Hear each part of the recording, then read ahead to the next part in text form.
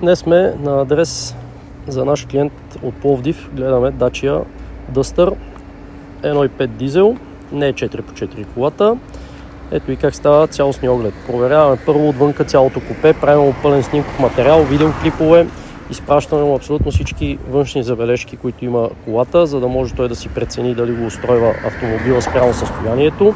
След което лягаме под колата, проверяваме отдолу шасито за ръжда, удари, течове от двигател, течове от скоростна кутия дали има нещо разбито по ходовата част. Състоянието на спирачната система също се проверява. Проверяваме охладителната система за наличие на масло в нея, дали надува мъркучите след като поработи 10 на 15-20 минути и загрее хубаво, включва ли перката.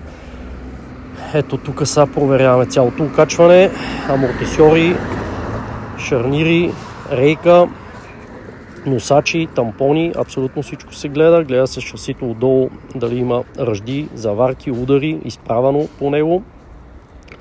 Ето тук забелязваме сега окачването, спирачните тръбички, изпускателната система, абсолютно всичко се проверява. Правиме снимков материал отблизо на забележките, ръждите, за да може клиента да ги види. Тестваме абсолютно всичките екстри на автомобила, стъкла, огледала, състояние на мокет, състояние на седалки, дали има шито, претапицирано, състояние на волан. Абсолютно всяка екстра се тества. Тества се механично климатика, прави хубаво налягане, как духа, как работи. Съединителя се проверява, тест драйв се прави. Въпросната кола специално е купена от България чисто нова. Снимаме цялата документация за клиента. Ето, тук сега проверяваме съединителя как е, в какво състояние, маховика дали се чува. Гледат се грешките, анализират се, обясняват се на клиента от какво естество са, следят се живите данни на двигателя и всички модули и системи, проверяват се реалните километри.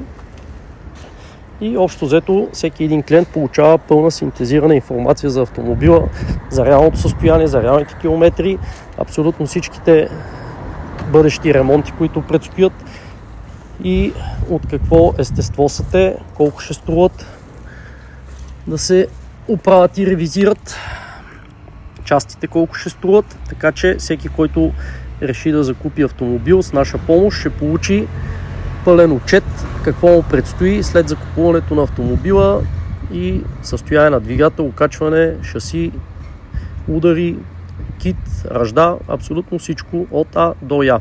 Ние не правим само една компютърна диагностика за 10-15 минути, а правим цялостен технически преглед и проверка на автомобила.